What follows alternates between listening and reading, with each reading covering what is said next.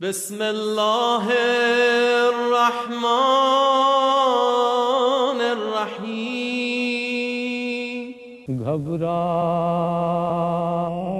گی زینب گھبرائیں گی زینب بھیا تمہیں گھر جا کہ کہاں پائیں گی زینب گھبرائیں گی زینب کیسا یہ بھرا گھر ہوا إلهي أنت الفلا وبك التقى وانكشف الغطى وانقطع الغطى والساق إلى الأمرية السماء وأنت البستان وإليك المشتكى وعليك الموضع في الشدة والرخاء اللهم صل على محمد وآل محمد أولي الأمر الذين قصد علينا طاعة وربنا بذلك منزلتهم وفرجنا بحقهم فرجا عاجلا قريبا كانوا بالبصر وأخبرنا بنيا عظيما يا علي يا علي يا محمد ابنياني أنك معك يا أنصاري أنك معنا ناصرا يا رب يا مولانا يا صاحب الأصل والسماء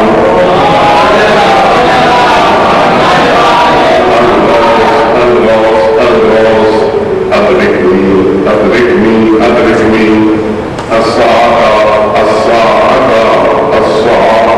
العجل يا رحمن الراحمين بحق محمد وآله الطاهرين سلام بسم الله الرحمن الرحيم الحمد لله رب العالمين والصلاة والسلام على سيد الأنبياء والمرسلين أبو القاسم محمد صلى الله عليه الطيبين الطاهرين المعصومين المظلومين أما بعد فقد قال الله تبارك في كتابه المجيد والقرآن الحميد وقوله الحق بسم الله الرحمن الرحيم وسيعلم الذين ظلموا إياهم قدر ينزلون سبا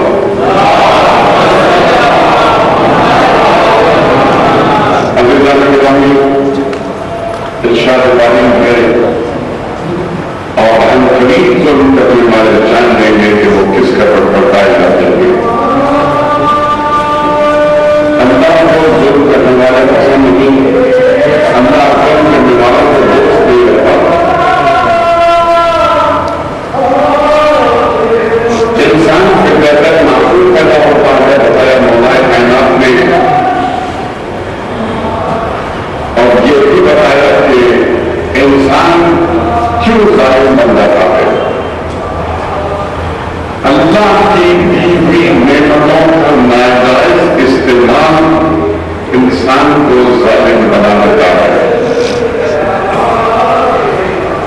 اگر کسی انسان کو اللہ نے بے شمار دولت دی ہے اور اگر اس نے اپنی اس دولت سے ناجائز کام شروع کر دیے کسی غریب کو پٹوا دیا کسی کو گالیاں بکوا دی کوئی برمان دیکھ کے کسی کی بے عزتی کروا دی تو اس میں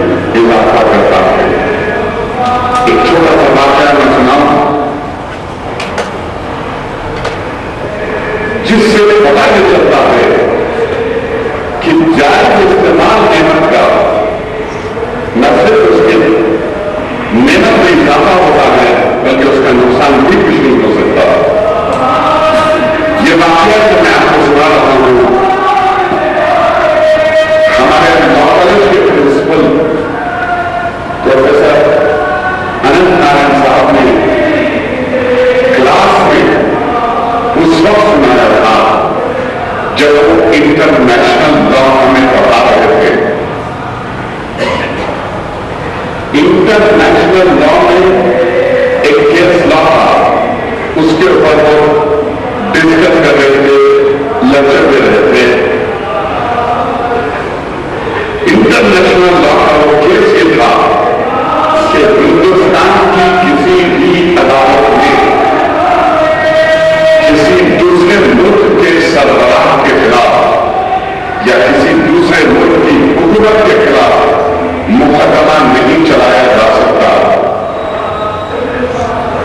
ये इंटरनेशनल लॉ में इस टॉपिक पे वो लेक्चर दे रहे थे और इसके लिए एक केस लॉ उन्होंने सुनाया। केस लॉ बताए जाते हैं तालिब इल्मों को लॉ होती। केस लॉ ये था कि एक इंसान, इत्तेफाक से वो हैदराबाद के रहने वाले अली अकबर काशानी उनका नाम था, उन्होंने वो चाय की पत्ती की तिजारत किया करते थे। उन्होंने चाय की पत्ती की तिजारत के लिए यूनाइटेड अरब एमिरेट्स की हुकूमत से एक मुआहदा किया था, कॉन्ट्रैक्ट किया था और उस कॉन्ट्रैक्ट का एक क्लॉज ये था कि अगर चाय की पत्ती यूनाइटेड अरब एमिरेट्स की हुकूमत अली अकबर काशानी से न खरीद कर किसी और से खरीद ले तो उस चाय की पत्ती का कमीशन बहरहाल अली अकबर काशानी को दिया जाएगा। ये क्लॉज था कॉन्ट्रैक्ट का। अली अकबर काशानी ने चाय की पत्ती के बाद से वो ट्रांसपोर्ट किया करते थे, एक्सपोर्ट होता थे, भेजते थे। चाय की पत्ती के बक्से भरे जहाज जो उन्होंने भेजा था, वो जहाज वहां पर यूनाइटेड अरब एमिरेट्स नहीं पहुंच पाया क्योंकि वो समुद्र में टैप हो गया। पत्ती में बाहर चाहिए थी चाय की। यूनाइटेड अरब एमिरेट्स की हुकूमत ने चाय की पत्ती श्रीलंका की हुकूमत से खरीद ली। इन्हें पता चला, इन्होंने सुप्रीम कोर्ट में यूनाइटेड अरब एमिरेट्स की हुकूमत के खिलाफ मुकदमा दायर किया कि मुझे कमीशन भी पाया जाए। चाय की पत्ती उन्होंने मुझसे खरीदी नहीं, क्लॉज था कॉन्ट्रैक्ट का, मुझे कमीशन दिलवाया जाए। सुप्रीम कोर्ट ने अली अकबर काशानी का मुकदमा खारिज कर दिया कि दूसरे मुल्क की हुकूमत के खिलाफ हिंदुस्तान की अदालत में मुकदमा नहीं चलाया जा सकता। ये केस लॉ था, प्रिंसिपल साहब ने ये हमें समझाया। लेकिन प्रोफेसर अनंत नारायण साहब ने ये कहा लेक्चर के बाद, अगर चाय की पत्ती के बक्से यूनाइटेड अरब एमिरेट्स को वक्त पे नहीं पहुंचे, लेकिन जब उनके जहाज के रद्द होने की इत्तला अली अकबर काशानी को दी गई कि हुजूर चाय की पत्ती तो पहुंच नहीं पाए, आपको जहाज जिसमें चाय के पत्ती के बक्से जा रहे थे तो समंदर में रद्द हो गया, तो अली अकबर काशानी ने जवाब दिया ऐसा हो नहीं सकता है, यह मुमकिन नहीं है कि मेरी चाय की पत्ती जाया हो जाए। प्रोफेसर अनंत नारायण साहब ने कि हुआ ही यूं ही, चाय की पत्ती से बड़ा बक्सों बड़ा जहाज तो लाभ हो गया, लेकिन चाय की पत्ती के बक्से तैरते हुए समंदर के किनारे रन ऑफ कच्छ में आने इलाकों में गुजरात में, और उनकी जरा भी चाय की पत्ती जाया नहीं हुई। लोगों ने पूछा अली अकबर काशानी से, हुजूर आपने इतनी इत्मीनान से कैसे कह दिया कि आपके चाय की पत्ती जाया नहीं हो सकती?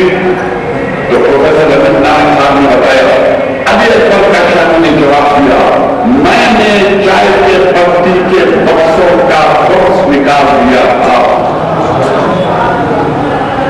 और जिस चीज का जिस नाम का बॉक्स निकाला जाए, मेरे जमाने का इनाम उसकी हिफाजत करता है। एक आपने चाय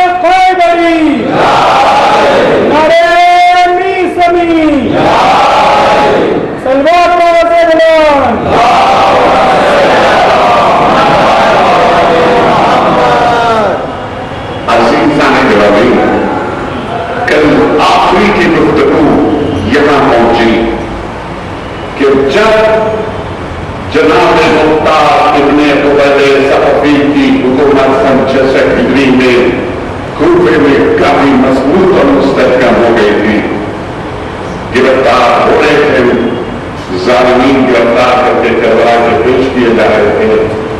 دربار میں ایک دن عمر بن مار گرفتار کر کے پیش کیا گیا، جس کے انٹروگیشن کی بنا پر اس نے اپنا اقبال جرم کیا. کربلا میں کیا واقعہ گزرا اس نے بتایا. خاندان بنی ہاشم کا کوئی بھی جواب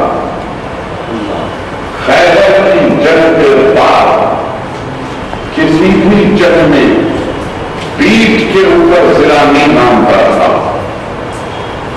مولا نے جنگ خیبر میں اپنی پیٹھ کی ضلع کھول کے پیغمبر اسلام کی قدموں میں ڈال دی.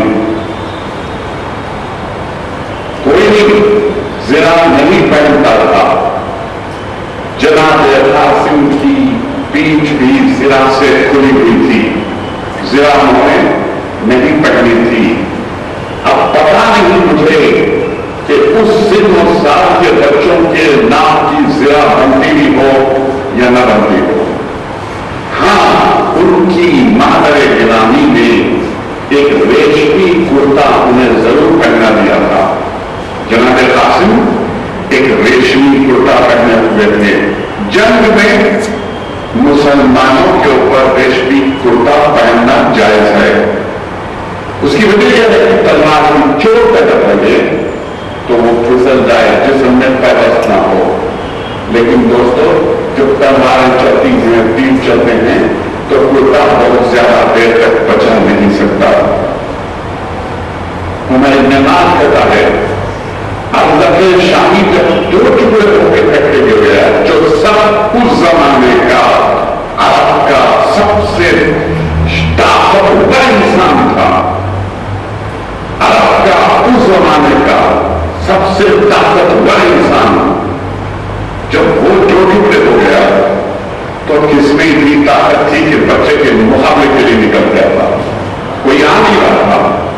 بچے نے جب یہ محسوس کیا کہ اس کے بائیں پیر کے جوتے کا تسمہ کچھ ڈھیلا ہو گیا ہے، اپنے آپ کو فوجوں سے دور ہٹایا. جناب قاسم نے چھوٹ کے گھوڑے کی پشت پہ چھوٹ کے اپنے بائیں پیر کے جوتے کا تسمہ تن کر رہے تھے.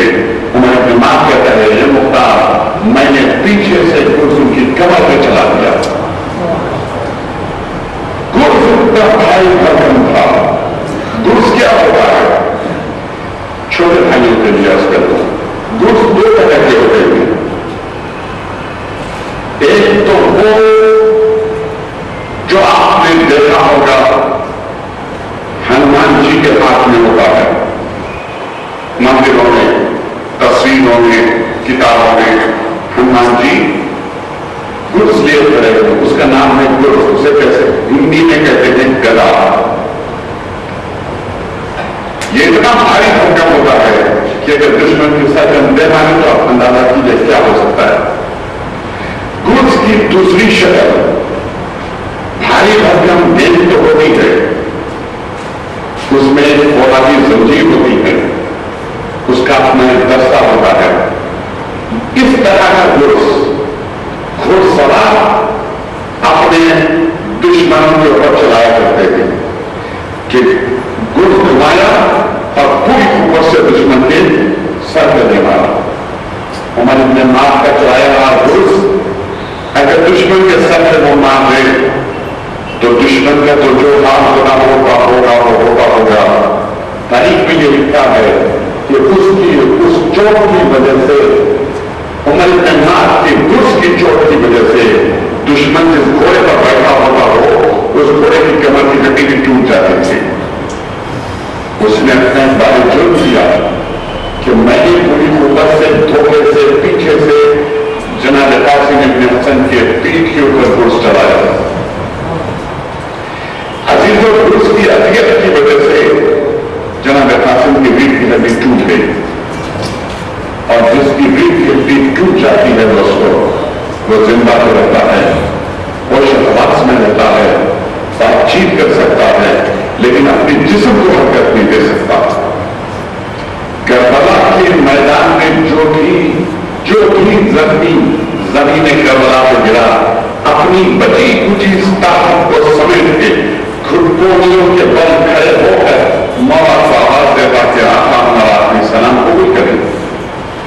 آتے حسین، آتے حضرت عباس، علی اکبر، تو فوجیں بھاگتی تھی، گھبرا کے بھاگتے تھے، تو یہ گرے ہوئے سپاہی سے کترا کے نکلتے تھے۔ یہ زخموں سے چور پڑا ہے، چند لمحوں میں مرنے والا ہے، کہیں ایسا نہ ہو کہ اگر اس کے قریب سے ہم گزرنے لگے اس نے اپنا نیزہ بھی اٹھا دیا تو ہم کو مارا جائیں گے، لہٰذا اس سے کترا کے فوجیں بھاگتی تھی۔ جناب حافظ ابن حسن کے ساتھ واقعہ یہ ہوا دوستو کہ جب وہ گھوڑے سے زمین پہ گرے، جیسے گرے ایسے ہی پڑے رہے، وہ اٹھ سکتے تھے لیکن ہاتھ پیروں کو حرکت دینے کی طاقت نہیں تھی، ریڑھ کی ہڈی ٹوٹ چکی تھی۔ آواز دی آقا میرا آدمی سلام قبول ہو۔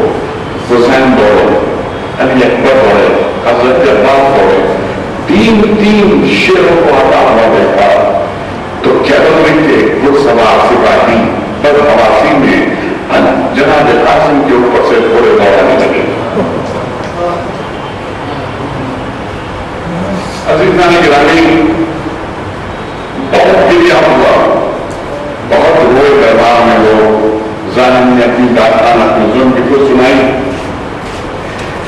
تجویز پیش کی گئی جسے کیا سزا دی جائے۔ جناب مالک اشتر کے فرزند حضرت ابراہیم ابن مالک اشتر نے کہا، اے امیر کوفہ، اگر اجازت دیں آپ مجھے تو اس کی سزا کیا ہو اس کی میں تجویز کر دوں۔ کہا آپ کے اختیار ہے۔ کہا ابراہیم نے، کیوں میں ذمار وہ گرز کہاں ہے جسے تم چلاتا تھا؟ اتنا بھاری بھرکم گرز کہ 2 آدمی اسے اٹھاتے تھے۔ کہ وہ گھر میں رکھا ہے، کہ منگاؤ، لایا۔ جناب ابراہیم نے کہا اس سے، یہ بتا عمر ابن مالک، یہ بتا کیا عاصم ابن حسن نے زرہ بنی ہوئی تھی جب تو نے گرز چلایا؟ کہ نہیں، کوئی بات نہیں، میں تجھے اختیار دیتا ہوں، اپنے آپ کو لوہے میں جتنا ڈبا سکتا ہے خرچ کر سکتا ہے ڈبا لے، گرز میں بھی ایک دشمن چلاؤں گا، بچ گیا تیری اپنی قسمت۔ اس نے 2 زرہ پہنی، سر میں امامہ باندھا، امامے کے اوپر خود رکھا، لوہے کی بڑی سی چوٹی۔ کہ مطمئن؟ کہاں؟ کہ دیکھ گرز ہم بھی چلانا جانتے ہیں، ہم نے بھی اپنے استاد محترم سے گرز چلانا سیکھا ہے۔ یہ کہہ کر جناب ابراہیم ابن مالک اشتر نے گرز اس کے سر پہ اتنی زور سے دے مارا کہ عمر ابن مالک کا سر وہ لوہے میں جو ڈوبا ہوا تھا اس کے سمیت اس کا سر اس کی پیٹ میں پھنس گیا اور وہ فاصلے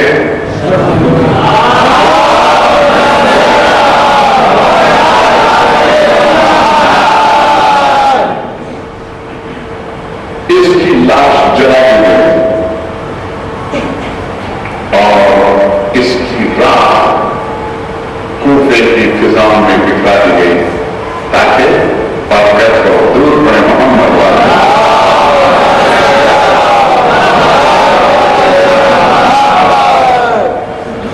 کل ہماری گفتگو یہاں تک پہنچی کہ جناب سلیمان ابن سلطان کے فرزند خالد ابن سلیمان ابن سلطان نے جیسے کہا تھا اپنے باپ سے ایسا کر دکھایا۔ عمر ابن عبید اللہ ابن زیاد کو کمر میں ہاتھ ڈال کے گھوڑے سے زمین پہ پٹک دیا، اس کے ہاتھ کا میدہ کھینچ کر اس کے سینے میں اتنی زور سے مارا کہ میدہ غالب کا 2 ضلع کو کاٹتا ہوا، سینے کی ہڈیوں کو توڑتا ہوا، پشت کی جانب 2 ضلع کو چیرتا ہوا زمین میں 2 بار پیدست ہو گیا۔ اور عمر ابن عبیداللہ ابن زیاد ضرور پڑھیں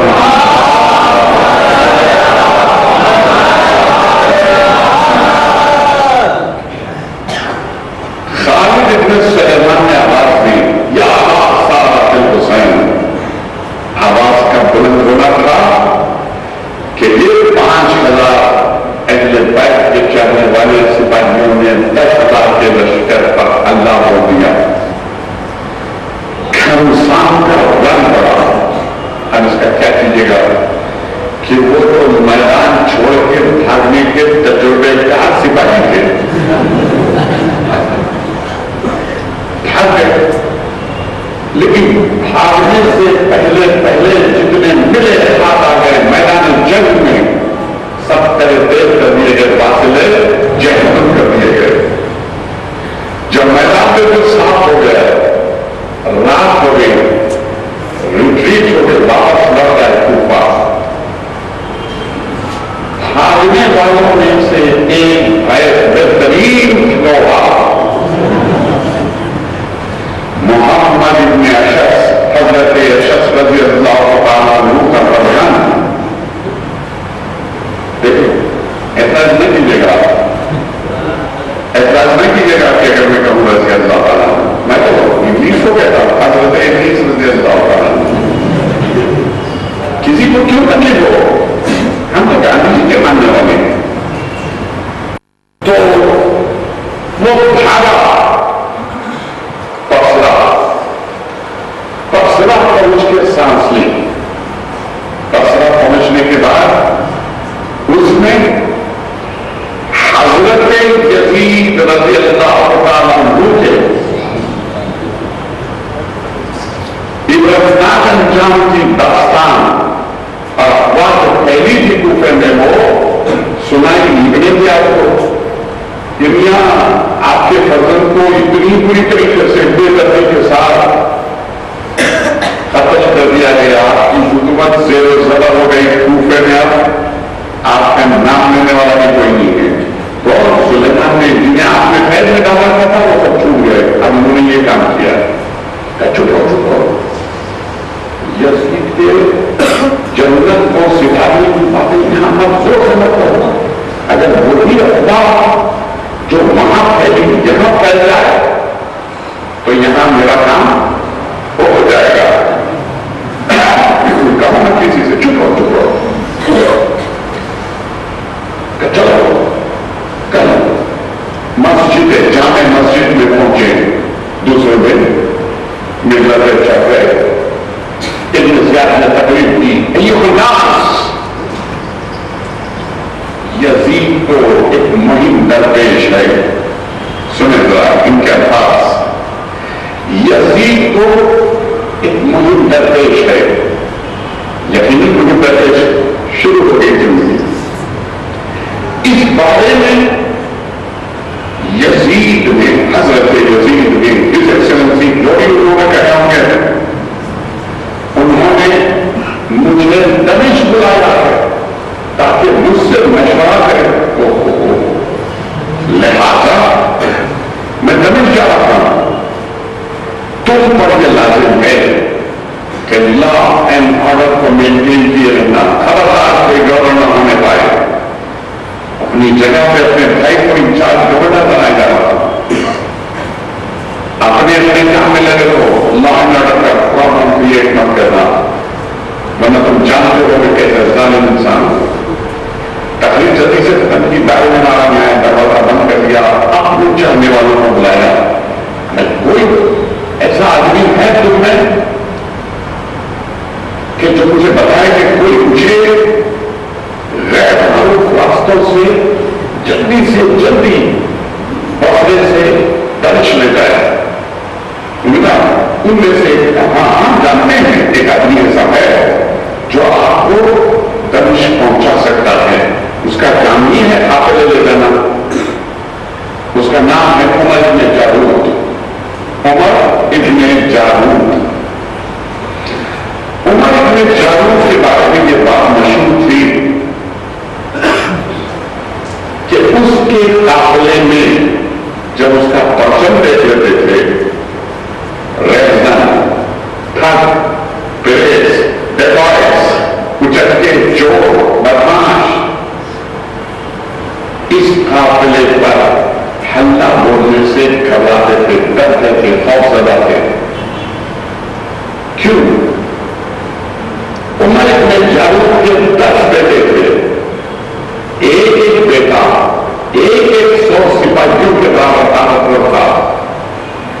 तरीके के पास 100 गुलाम थे, ऊंट थे, घोड़े थे, खच्चर थे।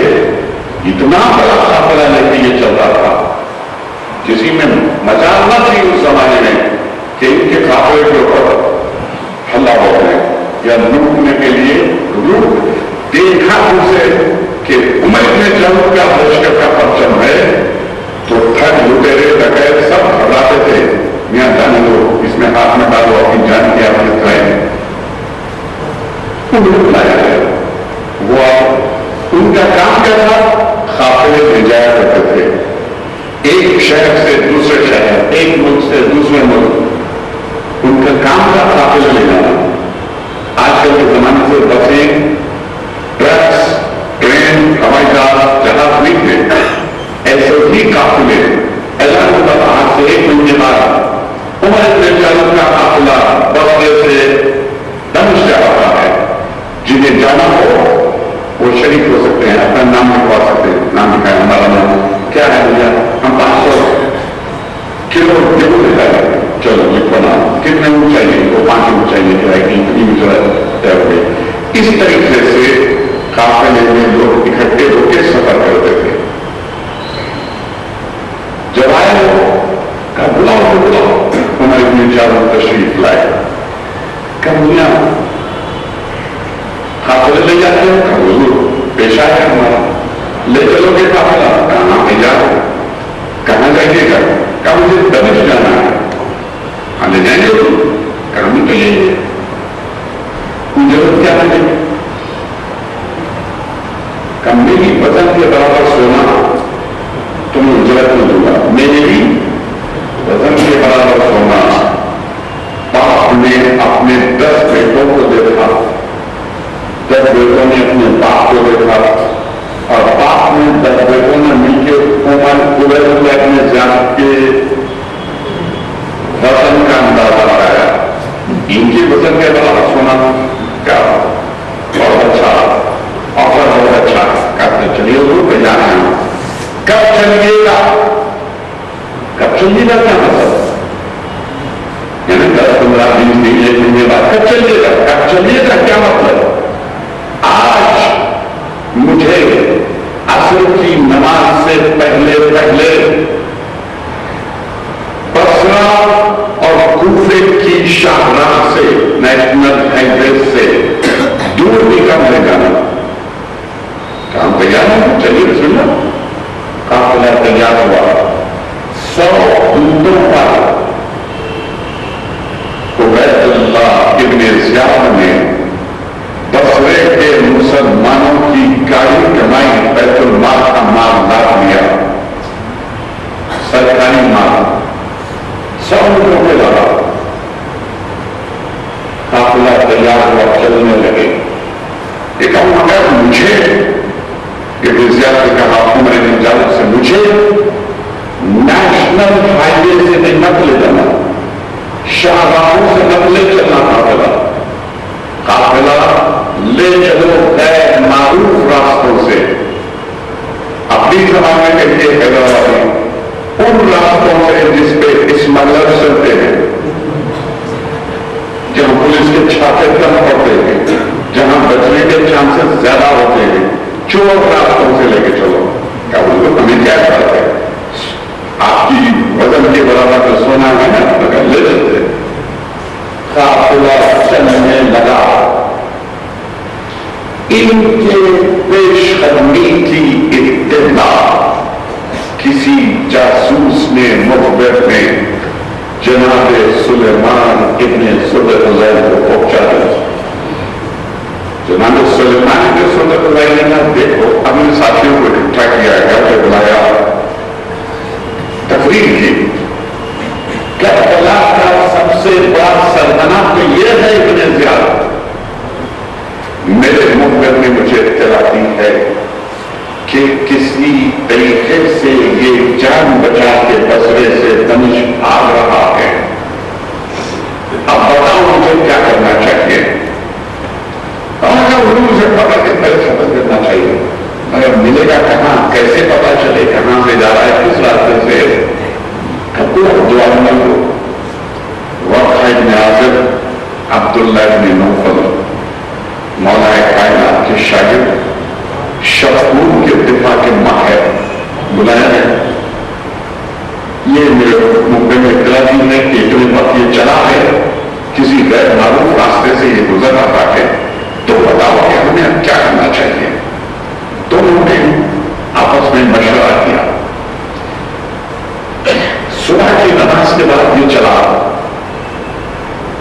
इसकी रफ्तार इतनी होगी, इतने आदमी अगर चलता है काफिले में, तो काफिले की रफ्तार 1 घंटे में 10 किलोमीटर 15 किलोमीटर थी। इस रास्ते से ये आएंगे नहीं कि ये नेशनल हाईवे है, वो रास्ता पहाड़ी है, दुश्वार कुन है, नहीं सफर हो सकता। बहुत मुमकिन है कि इस रास्ते से वो गुजर रहे हों।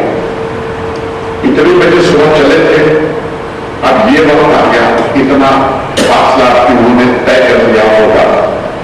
अगर हम इनके ताकों में यूं चलते हैं और हमारी स्पीड अगर इतनी तेज हो, तो इतने बजे तक हम इन्हें यहां पा लेंगे। चले सिंध को, ताकों में बड़ी तेज रफ्तारी से सिंध को चलने लगे ताकि इन्हें रास्ते में पकड़ ले। उमर इब्न जालूद का एक बेटा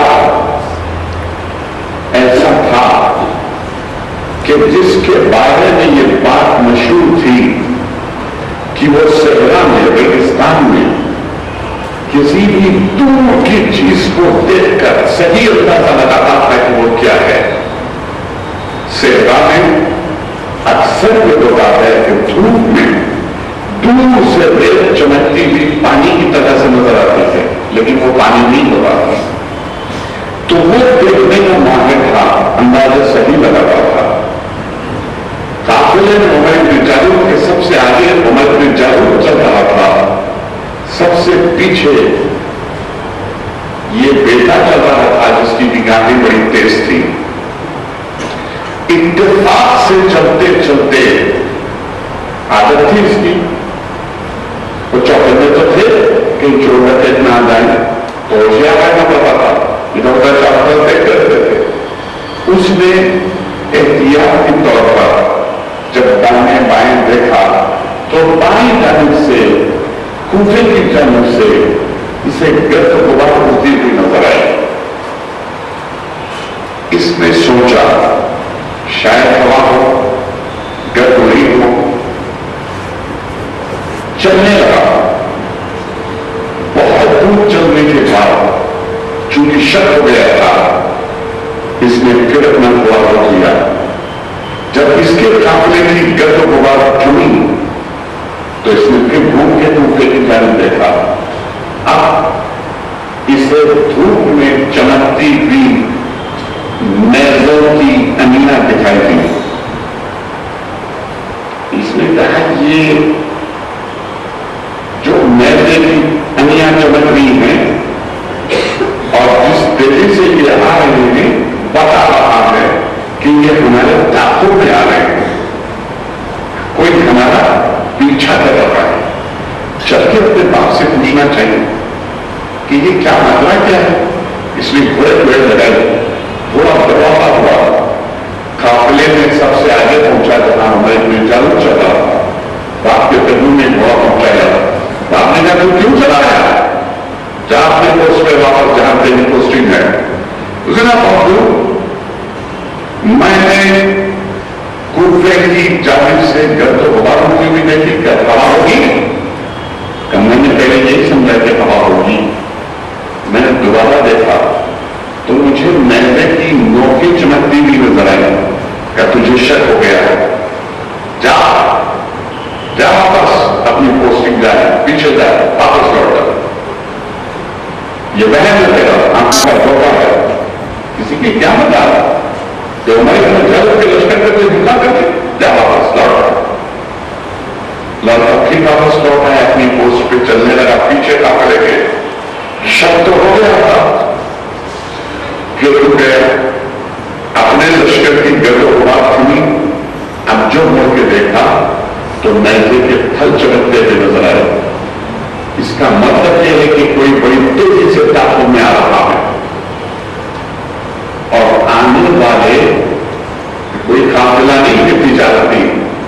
ये जंगजू सिपाही हैं, इनकी रफ्तार बता रही है कि ये बड़े तेजी से टापू में आ रहे हैं, चल के बाप से देना चाहिए, थोड़ा दवा समय का बाप ने कहा कुछ चलाया।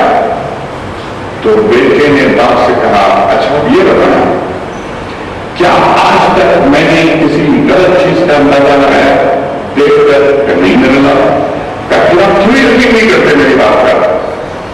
मैंने आपको जब तीसरी बार देखा तो उनके नैनों के फल चमकते हुए नजर आए बच्चियों के, आप क्यों मेरी बात यकीन नहीं करते?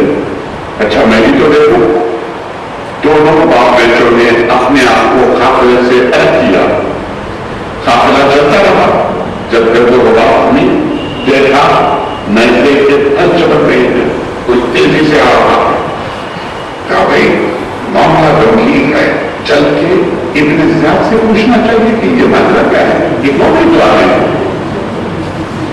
घोड़े दौड़ाते हुए दोनों उस ऊंट के पहलू में घोड़े पर बैठकर चलने लगे जिसके पीठ पे बैठे इब्न ज़ियाद नशे में झूम रहे थे।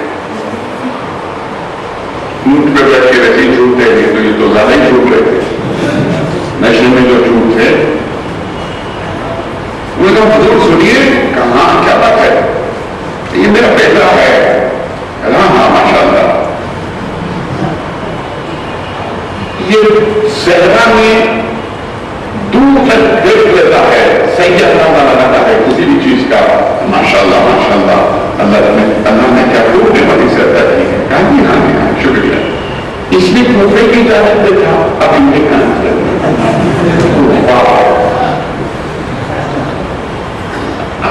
अब तक तो अल्लाह की नेमत है माशाअल्लाह सुभान अल्लाह कोई बात नहीं, लेकिन जब जिक्र कूफा का सुना वो बदल गया।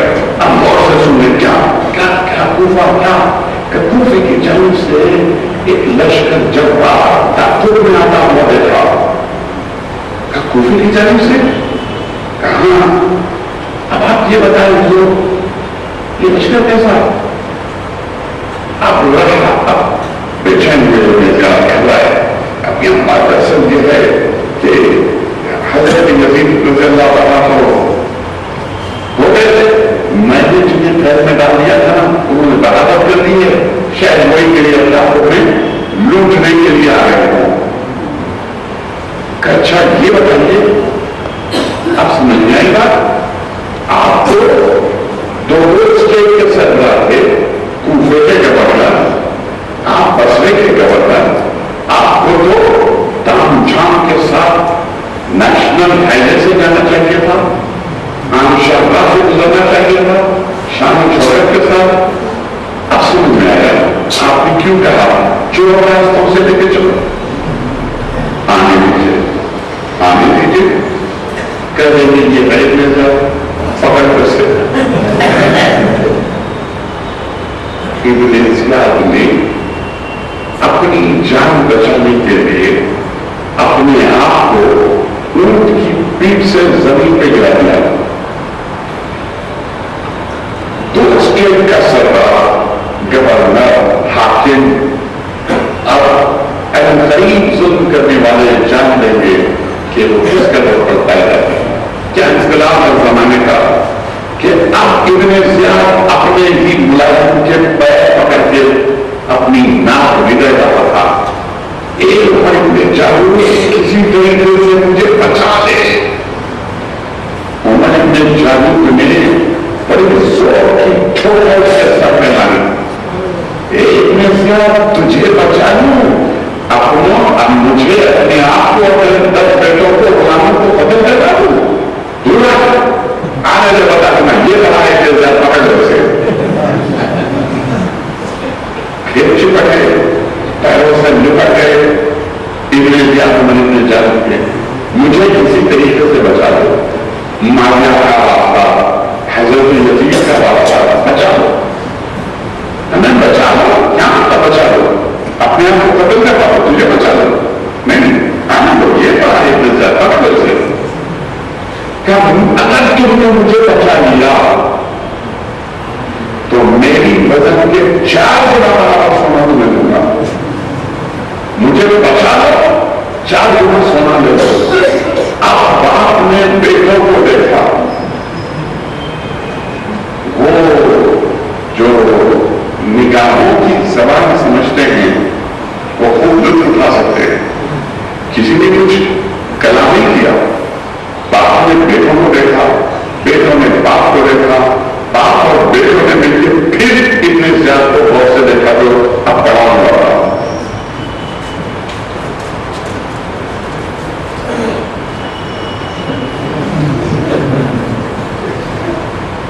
सौदा मंजूर है मोहम्मद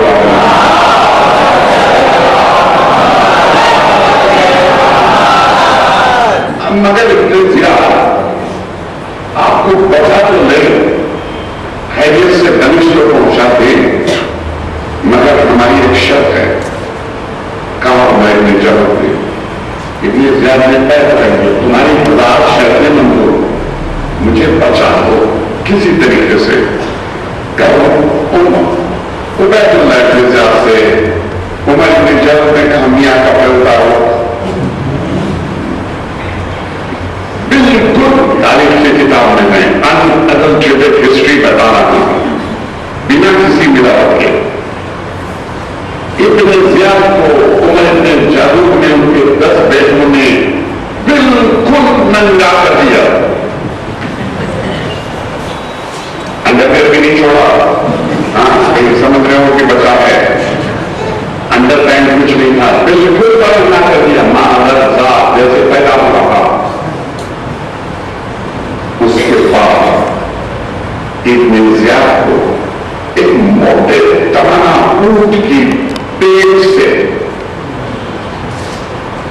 छिपकली की तरह से चिपका के रस्सियों से बांध दिया गया और उस ऊंट की पुष्ट के ऊपर पानी की पखाल डाली गई और उस पखाल का पानी बहाने के बाद उसमें फूंक मार के हवा भर दी गई कि लगे कि उसमें पानी भरा है। अब सवाल ये पैदा हो रहा है कि उमर इब्न जारूक ने उबैदुल्लाह इब्न ज़ियाद को पूरा नंगा क्यों किया? कपड़े समीप भी तो बांधा जा सकता था। उसकी वजह क्या थी कि क्यों उबैदुल्लाह इब्न ज़ियाद को नंगा किया? अज़ीज़ान गिरामी, नहीं बताया था।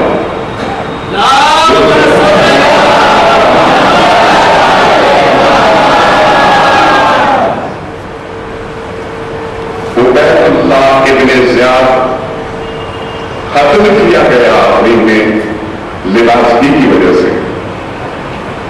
क्यों? उसके लिबास से मिश्क व अंबर की खुशबू आती थी। क्यों आती थी? दरबार कूफा में जब ये बैठा था, इसने सरे इमाम हुसैन को अपने जानू पर रखा। हुसैन मजलूम के खून का एक खतरा इसके जानू पे टपक गया और उसके जमीन जिस्म पे तो वो रह नहीं सकता था। खून का वो खतरा जानू को छीनता हुआ जमीन में पदस्थ हो गया। उसका वो जहां टकरा था खून का खतरा, उसमें नासूर बन गया। जख्म किसी तरीके से भरे नहीं होता और उस जख्म से ताकुन आती थी कि कोई इसके पास से गुजरना भी नहीं चाहता था। तो अपने इस ऐब को छुपाने के लिए वो अपने इस जख्म में मिश्क अंदर रहता था और वो मिश्क अंदर की उसकी खुशबू उसके लिबास में आती थी। मिश्क और अंदर की खुशबू आम आदमी उस जमाने में नहीं इस्तेमाल कर सकते थे। इनकी आज के जमाने में पॉइजन सेंट लेने जाएगा 3000 रुपए का सेंट बॉटल है, गरीब आदमी नहीं खरीद सकता। वो 30 रुपए वाली बॉटल खरीदता है। खुशबू इसमें भी है, खुशबू इसमें भी है, लेकिन वो 3000 रुपए की है, उसकी बातें कुछ और है। ये 30 रुपए वाली तो मिश्क और कोई اتنا بڑا حاکم تھا وہی پر استعمال کر سکتا تھا. تو اگر لباس پہنا ہوتا تو سن کے پہچان لیا جاتا اور قتل کر دیا جاتا. لہذا اسے بالکل ننگا کیا گیا اور اونٹ کی پیٹ سے چپکا کے باندھ دیا گیا. آپ نے ایک بات غور نہیں کی, پیغمبر کی پیشین گوئی غور کیا آپ نے, پیغمبر نے کیا اچھا فرمایا, ظلم کرنے والے جان نہیں جب کس کا وقت بتائے جاتے ہیں. اب وہ آیت کو جوڑ کے دیکھیں آپ ابن زیاد کے اوپر تو تفسیر سمجھ میں آئے گی. کل اس کے حکم سے ابن زیاد کے حکم سے جناب سکینہ کو اونٹ کی پیٹھ سے باندھ دیا گیا. آج انقلاب دیکھتے ہیں کہ یہ ننگا ہے, اونٹ کی پیٹ سے بنا ہے. دیکھا کئی ظلم کرنے والے جان لیں گے کہ وہ کس قدر پر طے کرتے ہیں. تب ہوا سلیمان ابن سورۃ کے ساتھیوں نے عمر ابن جارود کے قافلے کا محاصرہ کر لیا. محاصرہ طے کیا تو عمر ابن جارود نے بڑھ کر جناب سلیمان سے کہا, حضور کیا ہے, آپ نے ہمیں کیوں کر رکھا ہے؟ کہا جناب سلیمان ابن سورۃ نے, اے عمر ابن جارود, ہمیں پتا چلا ہے کہ تو اپنی اس قافلے میں عبید اللہ کے زیاد کو لے کے دمشق جا رہا ہے,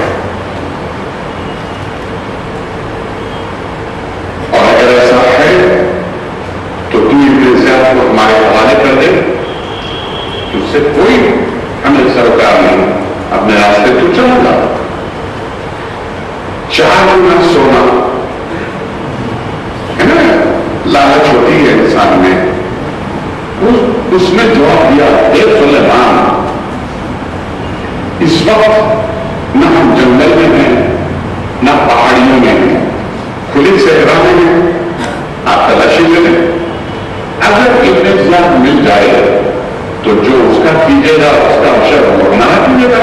کہاں تو نے حق کی بات کی, کر لو تلاشی. اب 5000 محبے پہلے بیٹھ عمر ابن جارود کے لشکر میں تلاشیاں لینے لگے. ایک ایک گدھے کی, خچر کی, اونٹ کی, گھوڑے کی, سب کی تلاشی. ایک ایک کو نکا میں پٹا ہٹا کے دیکھا, مہینوں میں چھان پھینک کے دیکھا. کہیں ابن زیاد کا پتا نہیں چلا. کسی شک ہو سکتا ہے کہ وہ کہاں چھپا ہے, کوئی سن بھی نہیں سکتا تھا. تلاشی لی گئی, سب منہ لٹکا کے لوٹایا. سلیمان سے ارشاد فرمایا, سب حضور نہیں ملا, نہیں تلاشی دو, پھر لو. 3-4 مرتبہ پورے لشکر کی تلاشی لی گئی. جناب سلیمان ابن سورۃ نے کہا, خدا کی قسم جس کے قبضے قدرت میں میری جان ہے, میرے مقدر میں بالکل صحیح اطلاع ہے, تم لو تلاشی, پتا چلو کہاں چھپا ہے.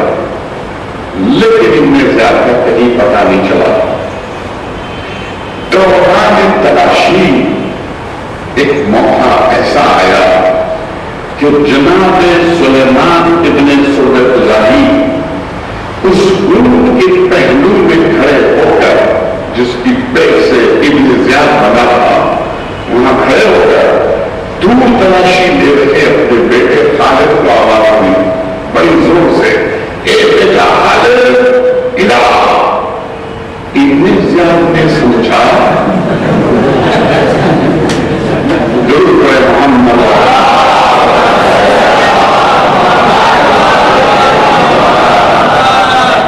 سلیمان کی آواز میں اتنا غور اور دہشت تھی,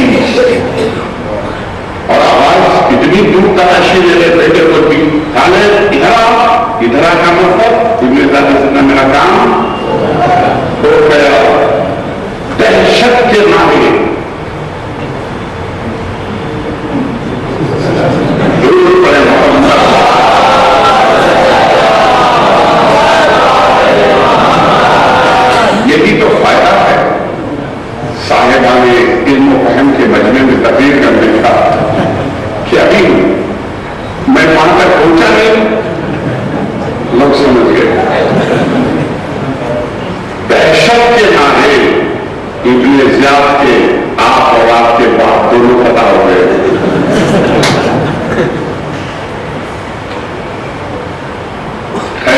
तरीके से बच गए। आप और आपके बाप शुक्र बना चली बच गए। जनाब सुलेमान की सूरत ने अपने साथियों से जब वो भी नाउमीद हो गया नशा फरमाया, दोस्तों अब इसका क्या करेगा? मैंने मेरे मौला से यह सुना था कि इसका काम के लिए तो मुख्तार को पैदा किया है अल्लाह ने। अगर से हमने पूरी कोशिश कर दी तो हमारे हाथ में आया, आदमी कैसे सकता था? ये तो काम मुख्तार का है, मौला की पेशी हुई है। लेकिन बहरहाल इसके काम के लिए जो हमने कदम बढ़ाए, जो धूल हम पर पड़ी, इसका कुछ तो सवाब हमें मिलेगा। हमने कोशिश बहरहाल की, कोशिश करने वालों में तो नाम लिखा जाएगा। चलो वापस चलते और पहुंच गए सलामती के साथ उबैदुल्लाह इब्न ज़ियाद दमिश्क। दमिश्क में बड़ा तफरी का माहौल था। अब किसे मुसलमानों का खलीफा बनाया जाए? जिसे बनाना चाहते थे यजीद के बेटे को, उसने ये कह के इनकार कर दिया कि जिस तख्त के नीचे सर इमाम हुसैन रखा हो उस पर मैं बैठूं। लानत है मेरी जिंदगी पे। तो कहीं ये बात मजमे में आम ना हो जाए कि उसने ये जवाब दे दिया तो इसका मतलब इनका बाप गुनाहगार हो गया, फिर मुसलमानों की नमाज क्या हुई जो खलीफा इनके पीछे नमाज पढ़ते थे। तो क्या किया जाए?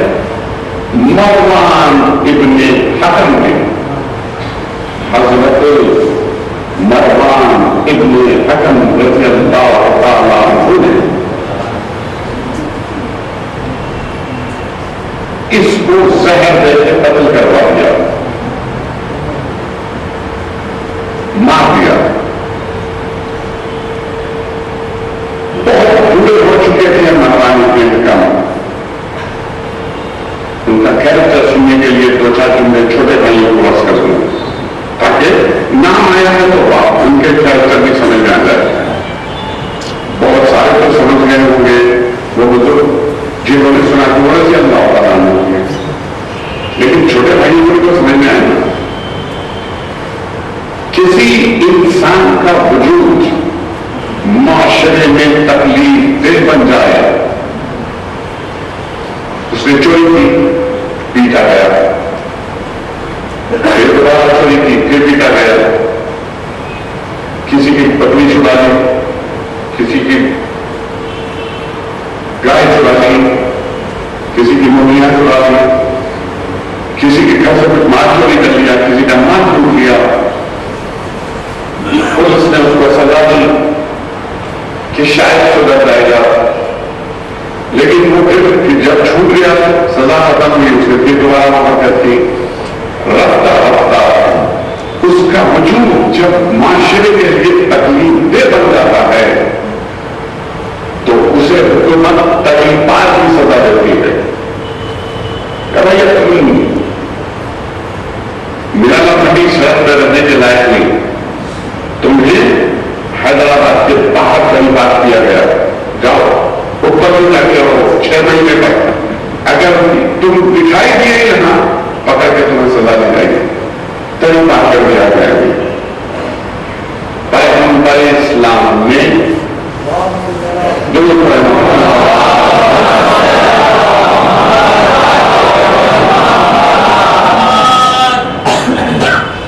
इनको हजरत मरवान इब्ने हकम को अपने दौरे रिसालत में तरीक़ात किया था मदीने से।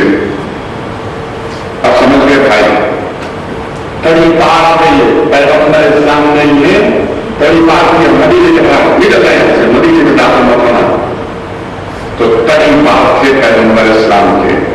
लेकिन क्या कहना बना हमारे खलीफा सलीम का रज़ियल्लाहु ताला अन्हु उनके अजीज थे, उन्होंने बहुत सवाल ये काट चुका, आप आ जाओ, वापस आ जाओ। पैगंबर ने तरीक़ात किया, इन्होंने वापस बुला दिया। इन्हीं की वजह से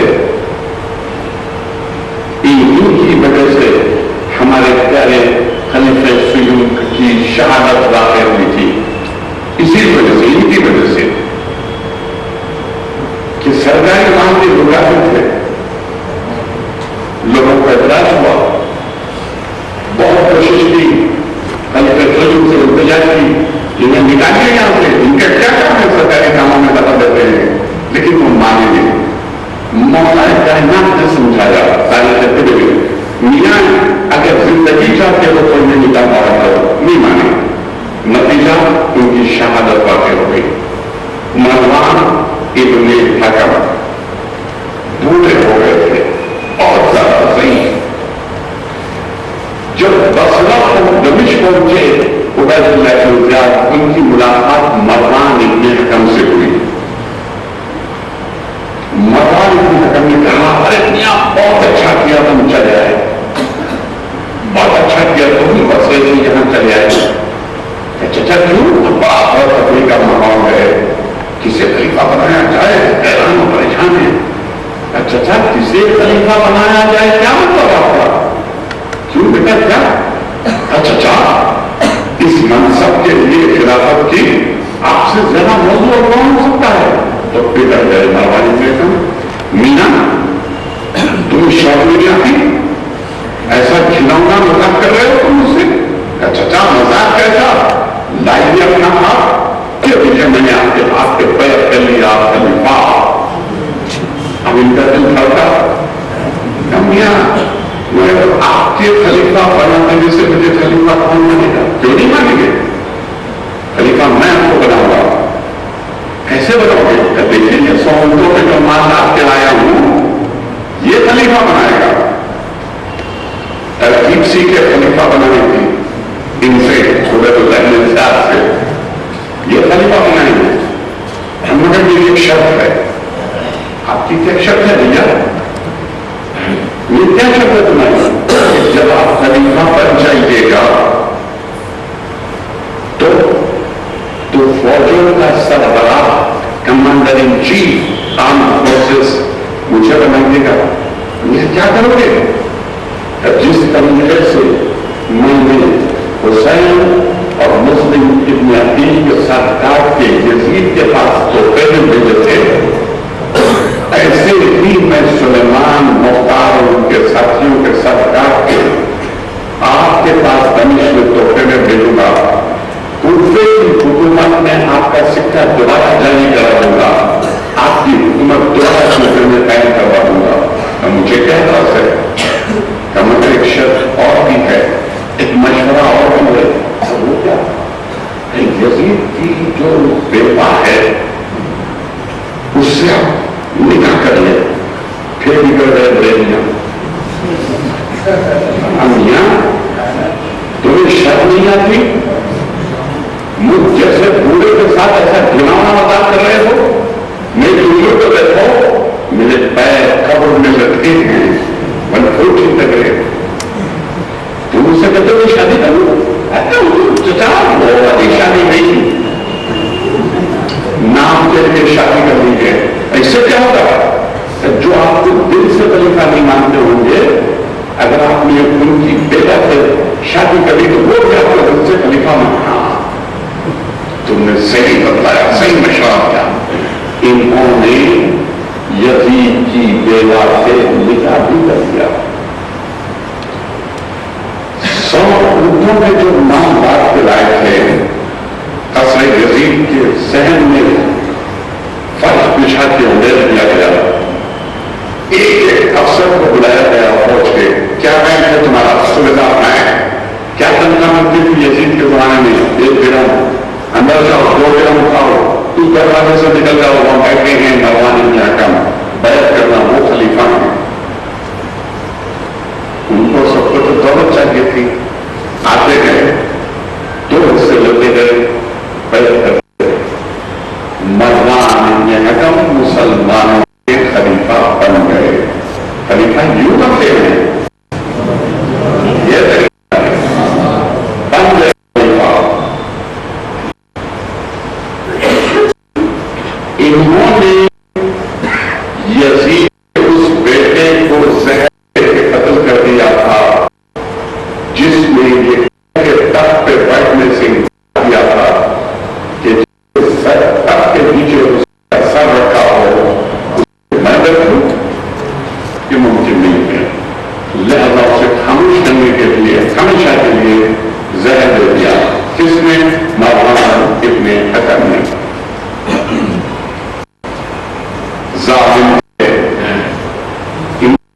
فتنہ کا انجام ہونا چاہیے نا. کیا ان کا انجام سننا چاہتے ہیں؟ چھوٹا لڑکا ناسمجھ لڑکا دربار میں کھیلتا ہوا چلا آیا. اس نے کوئی بدتمیزی کر دی, پروٹوکول کے خلاف آیا نا, مردان ابن حکم میں پوری قوت سے اس کے گائے کا تماشا دے مارا. بچے نے احتجاجاً رونا شروع کیا, روتا ہوا گاؤں سے لاتا ہوا زنانی میں آیا. ماں بیٹا بیٹا ہوا, بیٹا کیا ہوا, کیوں ہوا ہے؟ نئے ابا نے مجھے معاف کر, نئے ابا نے مجھے معاف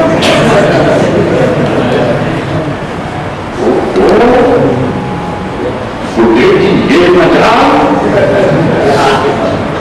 آنے تو آج ایسا مزہ چکھاؤں گی کہ اٹھا یاد کرے گا.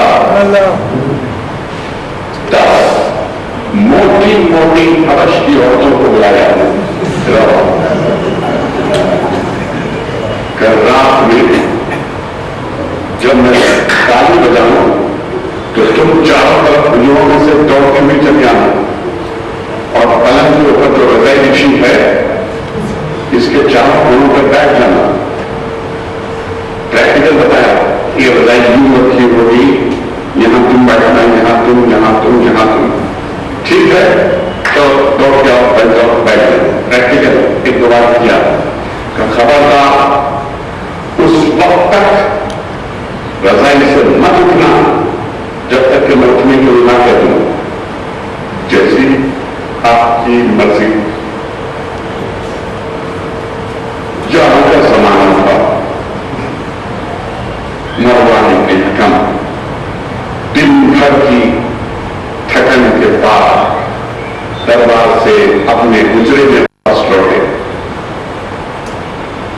ان کی زوجہ نے رضائی کھینچتی جا رہے تھے, پیر دبانے شروع کیے. آج تو بہت عجیب انداز ہے. پھر کچھ اور کو رضائی کر دی, لحاظ اوپر گھسیٹ دیا.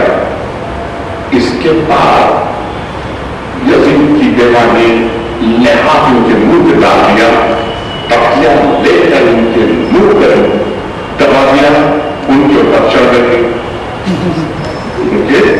بیٹھے ان کے اوپر دبا دیا, کر دیا, اشارہ کیا, اور پھر دوڑ کے بھی آئی, چاروں طرف رضائی کے بیٹھے. پورے وسیع تھے, 140 تک وسیع تھے.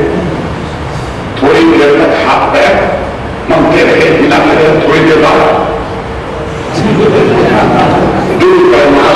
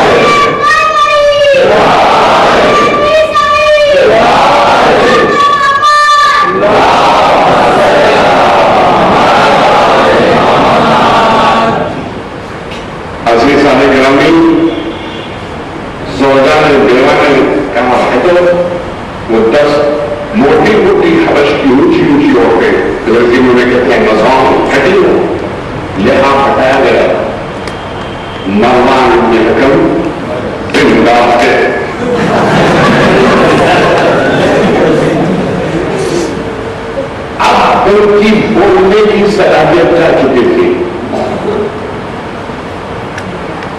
ان کے حلق سے قرآن جیسی عجیب و غریب آوازیں نکل رہی تھیں. آوازوں کو سن کے پہرے دار سپاہی دوڑے, کیا ہوا کیا ہوا کیا ہوا.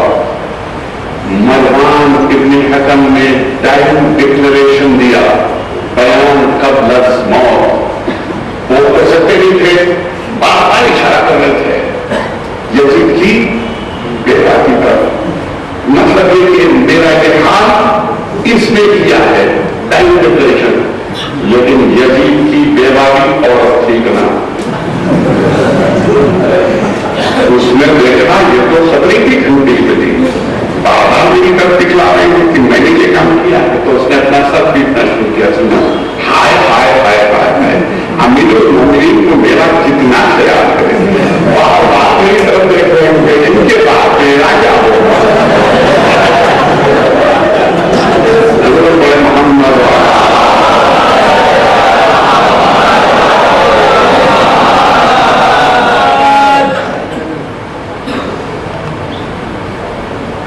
لاکھ کا لشکر دیا مروان بن حکم نے عبید اللہ بن زیاد کو، شرط لگا دی تھی پہلے خلیفہ بننے سے پہلے، منظوری تو دے دیا، لشکر کمانڈر ان چیف بنائی گئے، اور 3 لاکھ کا لشکر لے کے چلے کوفے کی جانب۔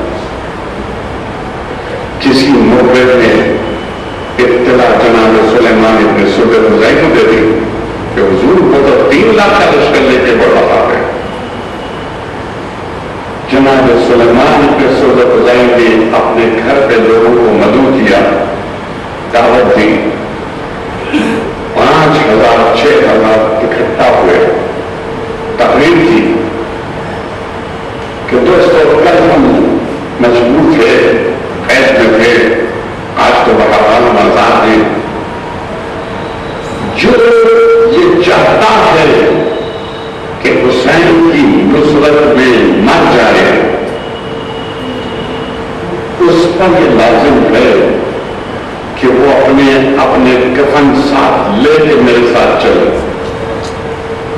لوگوں نے تاریخ میں یہ لکھا ہے، لوگوں نے اپنی اپنی بیویوں کو طلاق دے دی، چھوڑ دیا گھر بار۔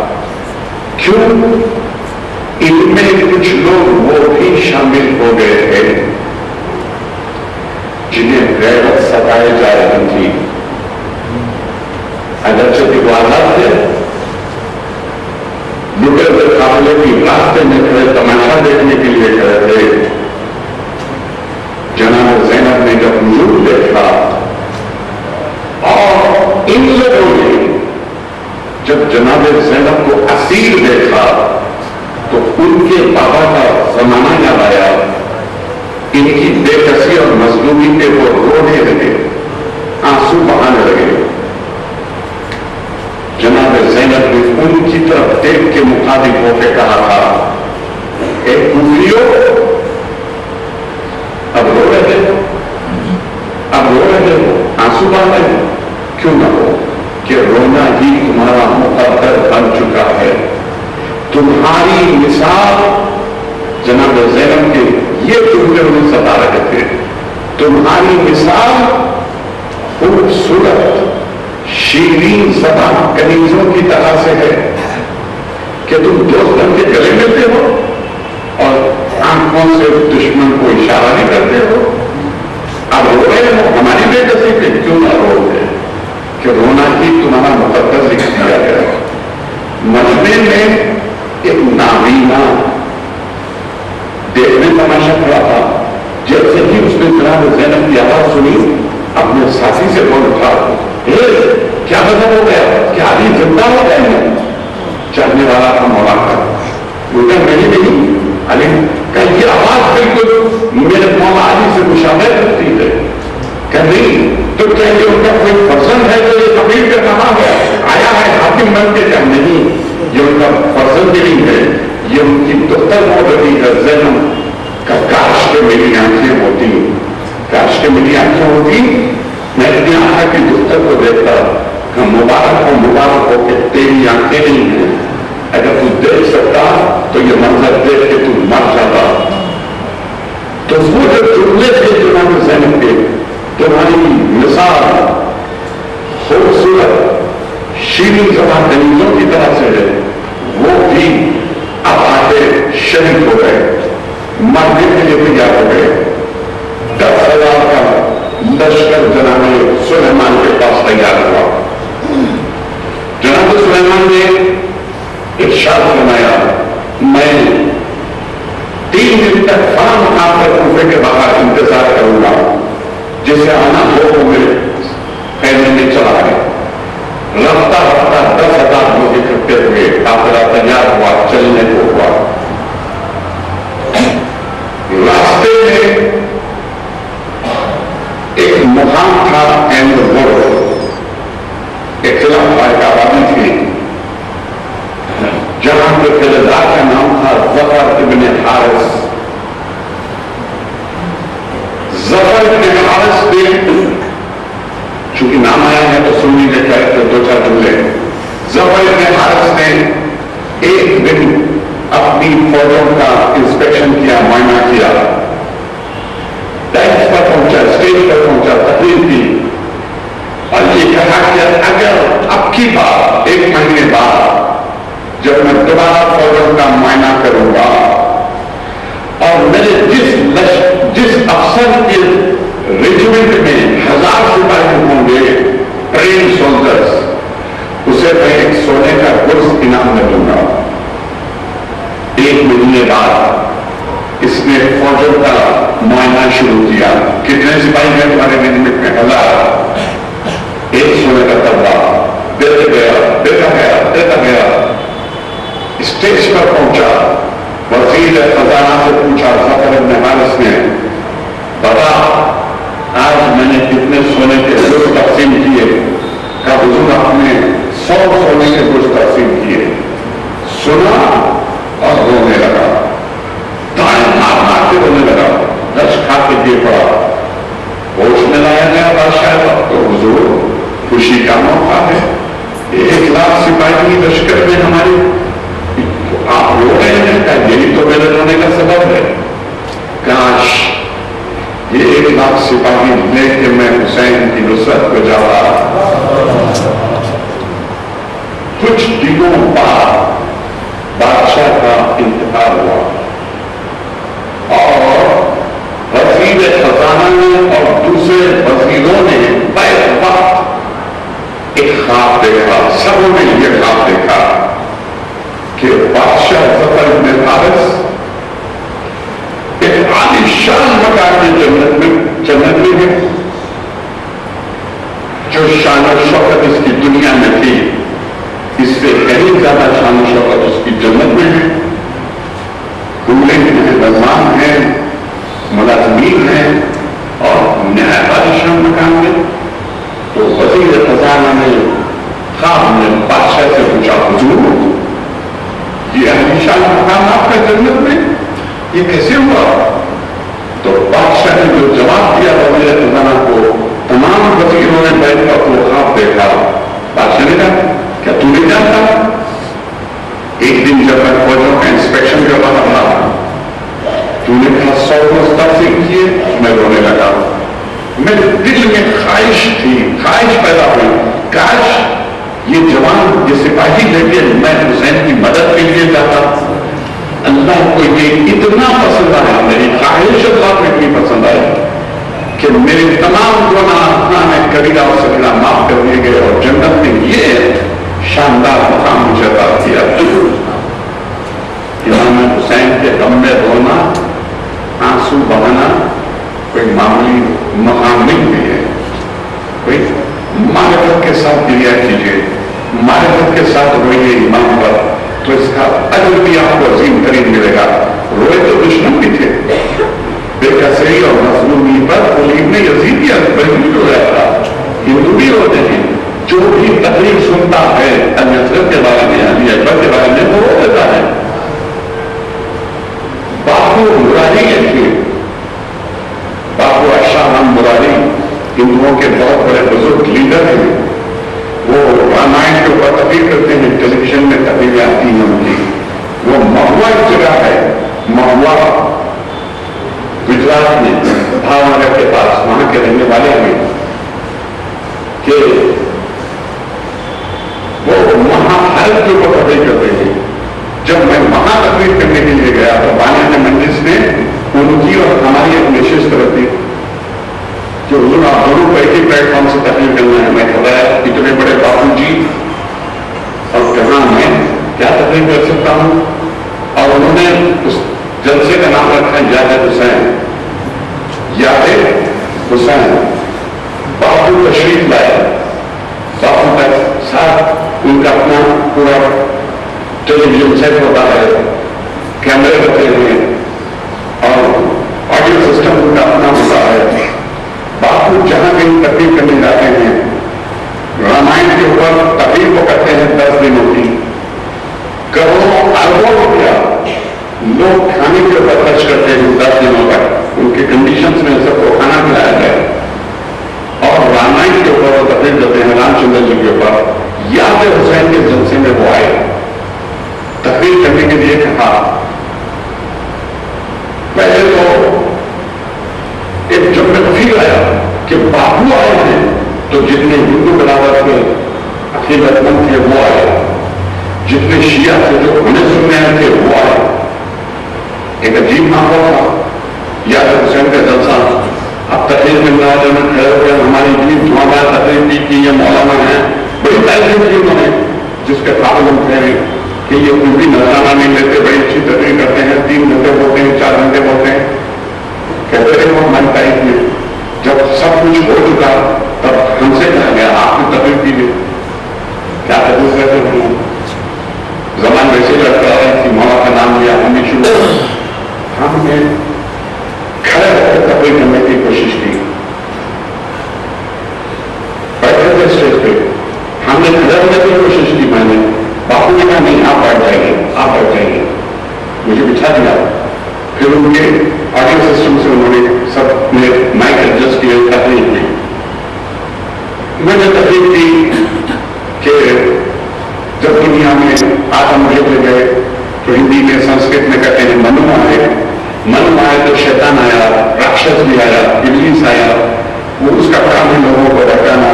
تو منو نے جو بھگوان کے نمائندے تھے, نبی تھے, انہوں نے اسلام کے لیے انسانوں کے نبی کو بھیجے. وہ نبی آئے, یہ نبی آئے, یہ نبی آئے, مہاتما گوتم بدھ آئے, رام چندر جی آئے. ان کے میں جو تھاٹس ہیں وہ بالکل اسلامی ہیں. گوتم بدھ کے یہ سب آئے کس کے لیے, امر بالمعروف اور نہی عن المنکر کرنے کے لیے. رفتہ رفتہ یہ سسٹم کیرلا تک پہنچا. ہم نے تقریر ہندی میں کی کیونکہ مجمع ہندوؤں کا دورہ تھا, وہ ہر مہادیو کی آوازیں بلند کر رہے تھے. یہ ہمارے شیعہ برادر میں بیٹھے تھے, وہ نعرہ حیدری لگا رہے تھے. تو وہ ہر مہادیو نے تقریر ہم نے ختم کی. باپو 2-4 جملے بولنے کے بعد اٹھ کر رہ گئے. باپو موڑا کھڑے ہو گئے تو پورا مجمع کھڑا ہو گیا. میں بھی کھڑا ہوں, اپنے آپ بیٹھے رہیے, آپ بیٹھے رہیے. آپ حسین کا ذکر کرتے ہیں, آپ کھڑے ہو رہیے, آپ بیٹھے رہیے. میں کھڑے ہو کے بولوں گا. پہلی بار باپو نے کھڑے ہو کے تقریر کی. وہ تقریر ریکارڈ کی گئی.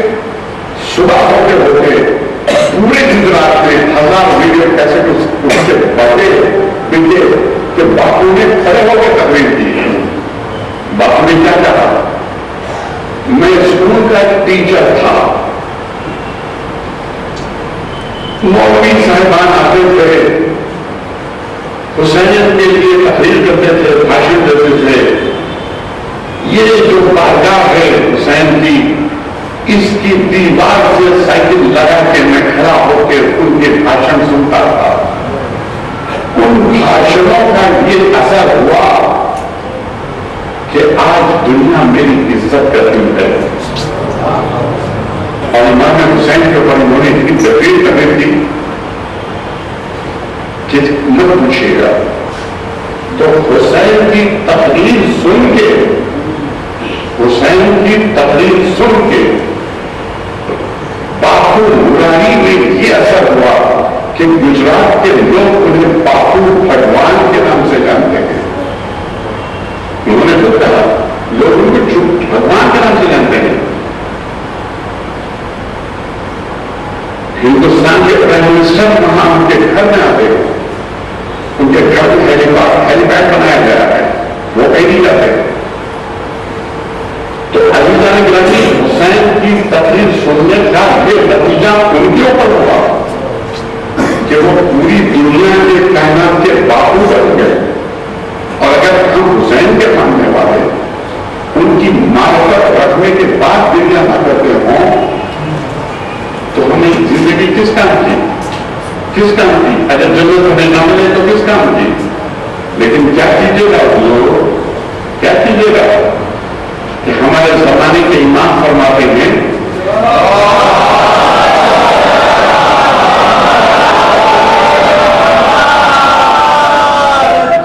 کہ جب ہمارے شیعوں کے اعمال میرے سامنے پیش کیے جاتے ہیں تو میں خون کے آنسو ہوتا ہوں۔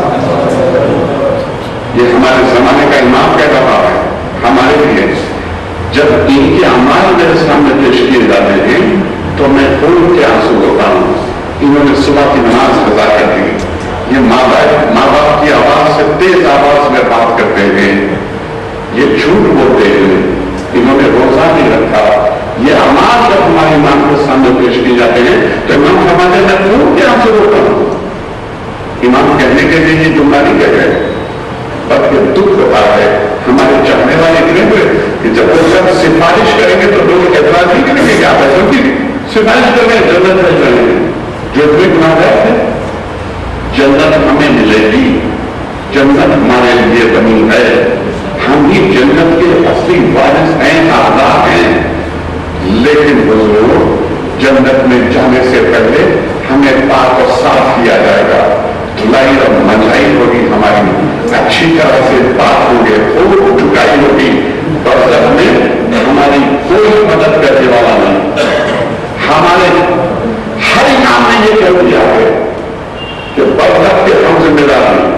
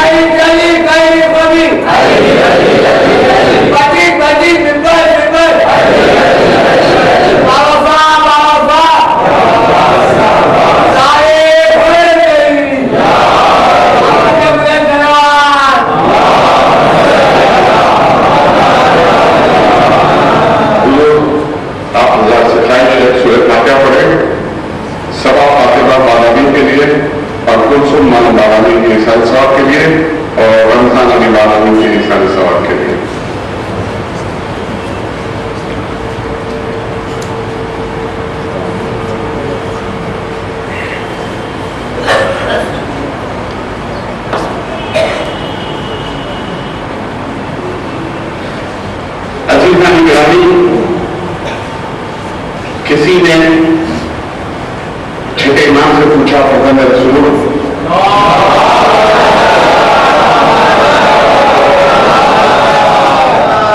آپ کی جد ماجدہ کا نام کیا تھا؟ فاطمہ۔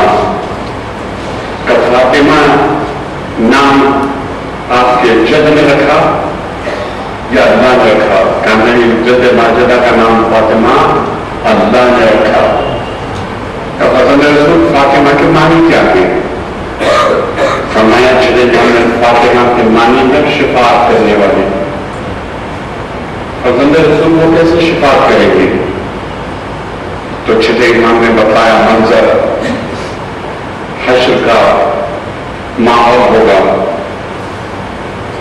ایک اونچے مقام پہ میری جد ماجدہ فاطمہ زہرا بیٹھی ہوگی، تخت پہ حوا، سارا، مریم پہلو میں ہوگی، نیچے حشر کا میدان ہوگا، لوگ گھسیٹ گھسیٹ کے ہانکتے ہوئے، فرشتے ہانکتے ہوئے جیسے جانوروں کا ہانکتے ہیں، کچھ لوگوں کو جہنم کی طرف لے جا رہے ہوئے میری جد ماجدہ دیکھیں گی، فرشتوں کو حکم دیں گی رکو، انہیں کہاں لے جا رہے ہو؟ فرشتے ہاتھ جوڑ کے جواب دیں گے اے ملک قیامت، یہ جہنم کی طرف ہانکے جا رہے ہیں، کیوں؟ کہ ان کے اعمال اتنے برے تھے کہ انہیں جنت کی راستے سے بھی نہیں لے جائے گا، پہلے جہنم میں دھکیلے جائیں گے، اور جہنم میں دھکیلے جائیں گے۔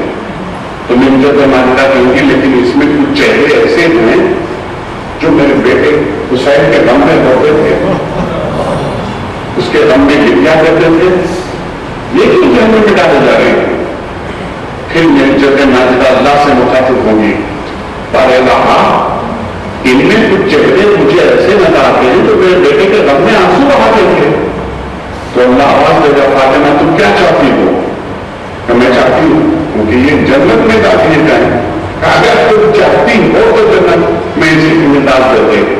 कब मैं चाहती हूँ, तू क्यों नहीं चाहता? फातिमा अगर मैं इन्हें जन्नत में डालूंगा तो ये समझेंगे कि अपनी अमाल की वजह से जन्नत में आए। तुम जानोगी तो तुम्हें ये समझेंगे कि हुसैन की गम की वजह से जन्नत में आएंगे। दोस्तों जन्नत में हम जरूर जाएंगे, जन्नत हमारे लिए बनी है, लेकिन बरसत में क्या कीजिएगा, वहां कोई इमाम हमारी मदद करने वाला नहीं। वो रास्ता बरसत का अकेले ही हमको तन्हा तय करना है। वहां सवाल जवाब होंगे, नमाज पढ़ी थी, रोजा रखा था, माँ बाप से तेज आवाज में उठते हुए करते थे, अच्छा अब तो वहां जो धुलाई धुलाई होगी उसके बाद जन्नत में जाइएगा। दूर पर मोहम्मद वाला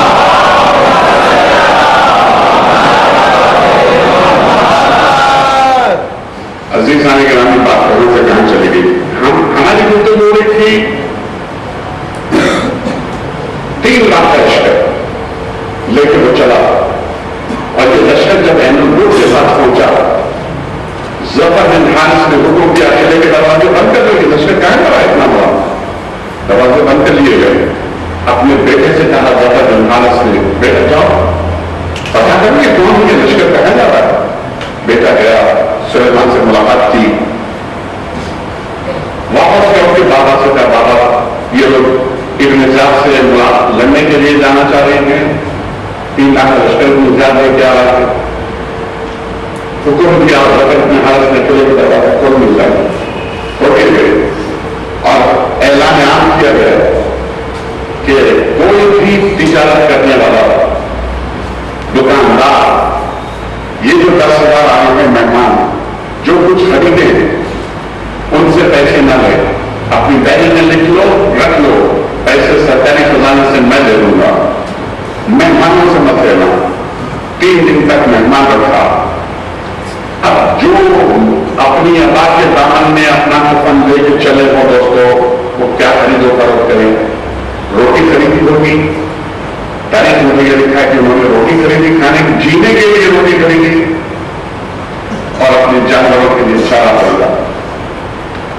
3 दिन बाद जब यह काफिला चलने को तैयार हुआ तो ज़फ़र बिन हारिस ने अपने बेटे से कहला भेजा, बेटा सुलेमान ने सूरत खुदाई से कहो कि मैं उनसे मुलाकात करना चाहता हूं, कुछ देर इंतजार करें। इंतजार किया, वो पहुंचा। जनाब सुलेमान से कहा कि हुजूर मेरी 3 बातों में से, मेरे 3 मशवरों में से कोई एक मशवरा कबूल कर लें। कहता हो सबसे पहला मशवरा तो मेरा यह है हुजूर कि आप यहां से कहीं मत जाइए, यहीं रुकिए। आपके अपने 10,000 सिपाही और मेरे 10-15,000 सिपाही मिलकर दिफा करेंगे अपने ज़ियाद से। क्या नहीं, तेरी ये तजवीज मुझे पसंद नहीं, हम मरने के इरादे से चलेंगे, हम नहीं चाहते यहां रुकना, इंतजार करना। क्या उसके एजेंडे में मेरा नाम भी शरीक है, वो मुझे भी कत्ल करने के इरादे से आ रहा है, लेकिन हम तो आगे जाएंगे। दिफा मैदान में होगी, गली कुछों में घर में होकर जंग नहीं होती। तो दूसरी बात बताओ, अच्छा तो फिर आप मेरे सिपाहियों को अपने साथ ले जाएं ताकि आपकी दिफा मजबूत हो। जनाब सुलेमान ने जवाब दिया, मैं नहीं चाहता कि तेरे सिपाहियों की जानों को हलाकत में डालें, हम तनहा ही जंग करेंगे। अच्छा तो आपकी तीसरी बात बताओ, क्या हुजूर यहां से कुछ दूर के फासले पर एनोरुट के वहां पर एक पहाड़ी इलाका है, वहां जाके अपना क़याम कर दीजिए, इससे आगे तक बढ़िए। क्यों? क्या? इसलिए कि एक तरफ वहां पहाड़ियां हैं, अचानक कोई उस तरफ से हमला नहीं कर सकता, आपकी दिफा मजबूत है। एक तरफ से آپ مطمئن ہیں کہ اس طرح سے کوئی حملہ نہیں کر سکتا. پیچھے چراگاہیں ہیں، گھاس ہے، آپ کے جانوروں کو دانا پانی بھی ملتا رہے گا. ایک تو پانی ہے کہ مجھے تیری تیسری تجویز بہت پسند آئی. پہنچے لوگوں سے اپنی دوری پر یہاں قیام کیا. ابن زیاد نے 20 کلومیٹر کے فاصلے پر قیام پڑاؤ ڈال دیا اور شرجمیل ایک اس کا انداز لشکر کا اسے 1 لاکھ کا لشکر دے کے شکور مارنے کے وجہ سے بھیجا کہ 10,000 میں رات میں جاؤ انہیں قتل کر دو. اطلاع ملی جناب سلیمان بن سلیمان دونوں بہادروں کو بلایا. ان لوگوں نے 2,000 سپاہی دیے اور راستے میں کھڑے ہو کے جدھر سے شرجمیل پڑ رہا تھا روکا راستہ. جب ہوئی گھمسان کا بن پڑا. 1 لاکھ کے لشکر پر جو ٹوٹے 4,000 سپاہی تو رات کی سیاہی چھٹنے سے پہلے ان 4,000 سپاہیوں نے دشمن کے 1 لاکھ سپاہیوں میں سے 60,000 پہلے کر دیے.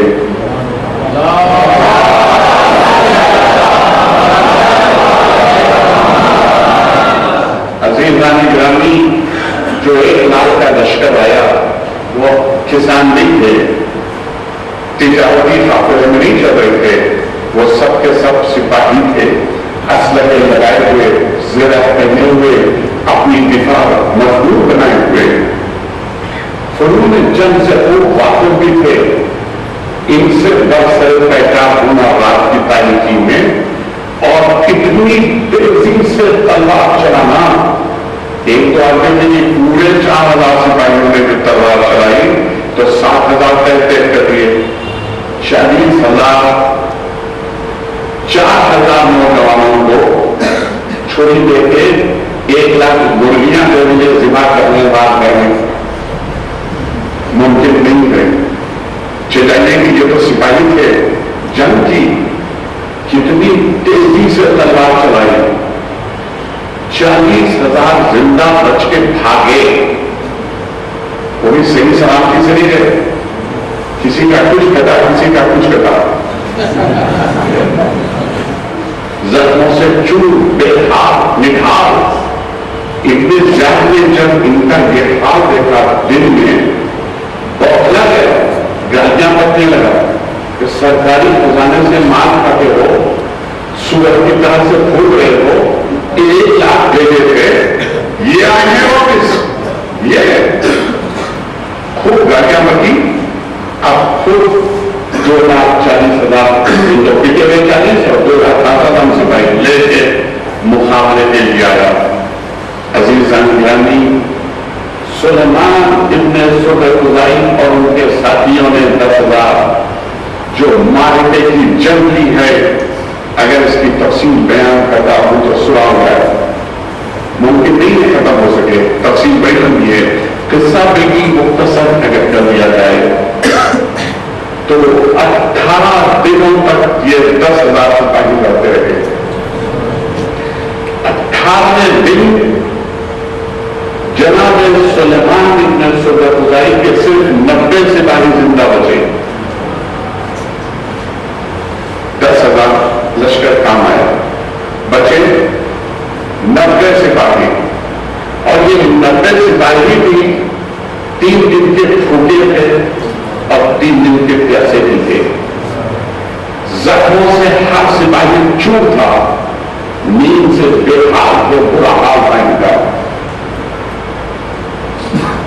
اور 18ویں دن شب عاشور تھی.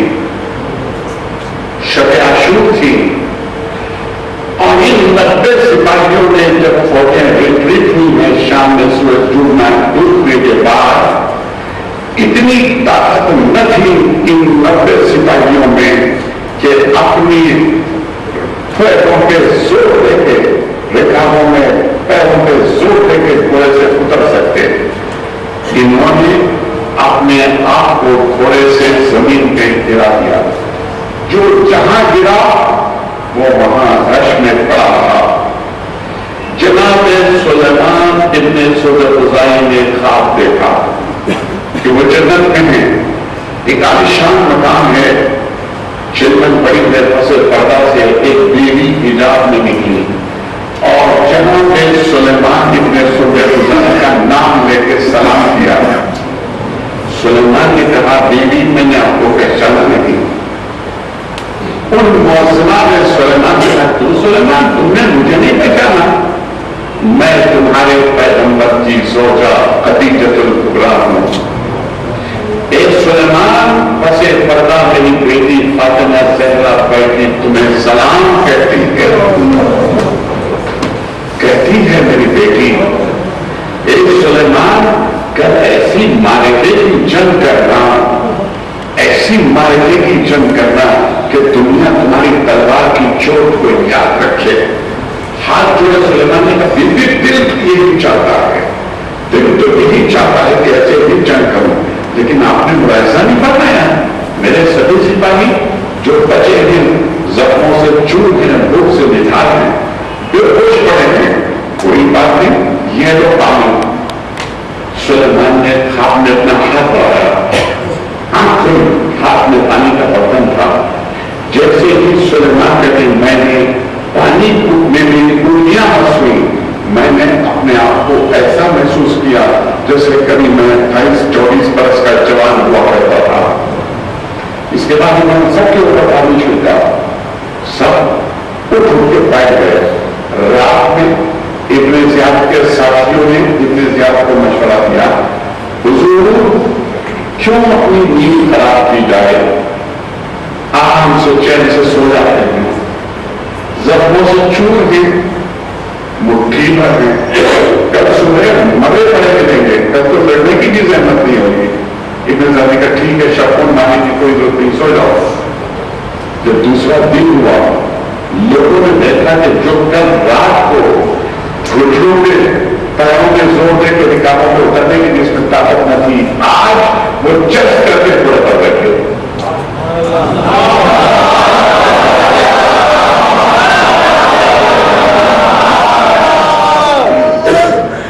लोगों के दिल खौफजदा दहशतजदा इतने ज्यादा का क्यों ना हो, इन्होंने कोई जादू कर ली होगी, इनका नाम भी बड़ा जादूगर था।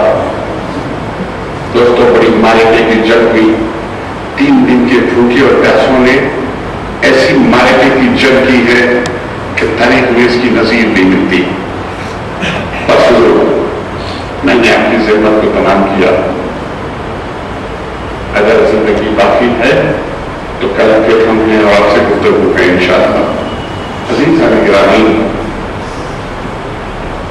जब जनाबे मुख्तार की हुकूमत काफी मजबूत और मुस्तहकम हो गई थी, एक दिन उनके दरबार में गिरफ्तार करके लाया गया मुर्रा इब्न मंजर अरबी। मुर्रा इब्न मंजर अरबी 2000 नेज़ा चलाने वाले सिपाहियों का कलंदर था। इसने अपने जुल्म की दास्तान बताई, कोहराम मचा, सारा दरबार रो रहा है। अजीज़ान गिरामी, क्या बताया इसने? मुर्रा इब्न मंजर अरबी कहता है, ए अमीर कूफा, जब हमने कासिम इब्न हुसैन को तलवार चलाते हुए देखा, जब हमने देखा हज़रत शामी 2 टुकड़े हो के गिरा, किसी में इतनी हिम्मत नहीं थी निकल के मुकाबले के लिए आता कासिम के। ये अली अकबर को हुसैन का कड़िया जवान बेटा था।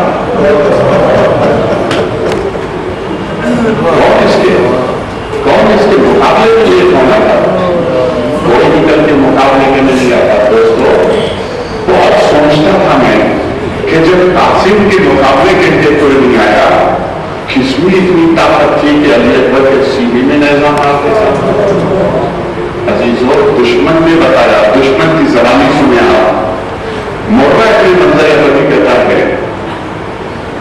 جہاں علی اکبر نے میمنے میں قدم ڈالا. علی اکبر کے مقابلے میں کوئی نکل کے جب نہیں آیا تو علی اکبر میمنے میں گھس پڑتے تھے. عزیزو علی اکبر کیا کرتے تھے؟ میمنے میں گھسنے کے بعد جو بھی سامنے آیا تلوار نہیں چلائی. علی اکبر نے چن چن کر میمنے میں نامی گرامی پہلوانوں کو قتل کیا. چن چن کر علی اکبر نامی گرامی پہلوانوں کو قتل کر رہے تھے. جب حضرت بجتی تھی اے امیر کوفہ، علی اکبر میمنے سے قتل لشکر میں گھس گئے. قتل لشکر میں گھسنے کے بعد علی اکبر چن چن کر نامی گرامی پہلوانوں کو قتل کرتے تھے. عام سپاہیوں کو تلوار عزت میں نہیں دیا علی اکبر نے. کیوں جانتے تھے علی اکبر اگر کچھ دیر بعد میں دنیا سے رخصت ہو جاتا، اگر میں نے انہیں زندہ چھوڑ دیا میرے پورے پاپ سے رد کر دیں.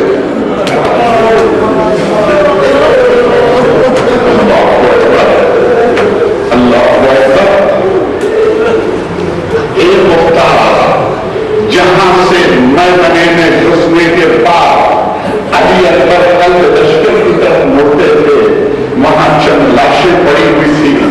اے امیر کوفہ ان لاشوں کے درمیان میں لیٹ گیا. نیزہ پہلو نے چھپا رکھا، لیٹ گیا. علی اکبر کی نگاہیں میرے اوپر نہیں پڑی، میرے اوپر نگاہیں نہیں پڑی. علی اکبر نے میرے قریب سے مڑنے کی کوشش کی تاکہ لشکر کی طرف. اے امیر کوفہ میں اپنی مجلس سے اٹھا، میں نے نیزہ پھینک کے علی اکبر سے تیر پہ مارا.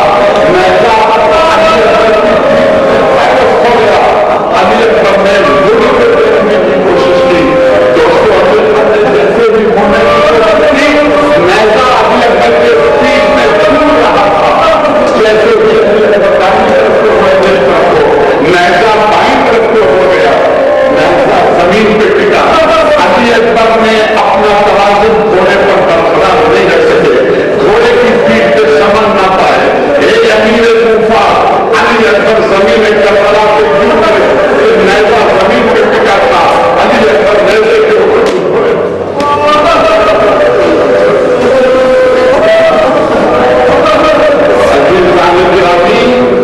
وہ نیزہ جو علی اکبر کی پیٹھ پہ لگا تھا نا، وہ اس کا پھل علی اکبر کے سینے میں ٹوٹ گیا. آواز دی بابا میرا دل سلام ہو. حسین کی یہ زندگی بھر کی خواہش، حسین کی یہ زندگی بھر کی خواہش تھی کہ میرا بیٹا کبھی مجھ سے کسی چیز کی فرمائش کرے. ہر باپ کی یہ خواہش ہوتی ہے کہ اس کا بیٹا کسی چیز کی فرمائش کرے. باپ جب اس کو وہ چیز دے دیتا ہے، وہ کھلونا دے دیتا ہے، تو بیٹے کی خوشی دیکھ کر باپ بہت زیادہ خوش ہوتا ہے. لیکن علی اکبر نے کبھی کوئی فرمائش نہیں کی. ایک مرتبہ حسین نے اپنے بیٹے سے پوچھا، میرے لال ایک بیٹا کے پر کیا تمہیں کسی چیز کی کوئی ضرورت نہیں؟ علی اکبر نے جواب دیا تھا، بابا مجھے کس چیز کی ضرورت ہے؟ جو بھی مجھے چاہیے ہوتا ہے وہ اللہ مجھے فراہم کرنے دے. تو باپ کی یہ خواہش کہ بیٹا کو فرمائش کرے، لیکن بیٹے نے کبھی باپ سے مانگا نہیں. لیکن دوستوں کربلا کا میدان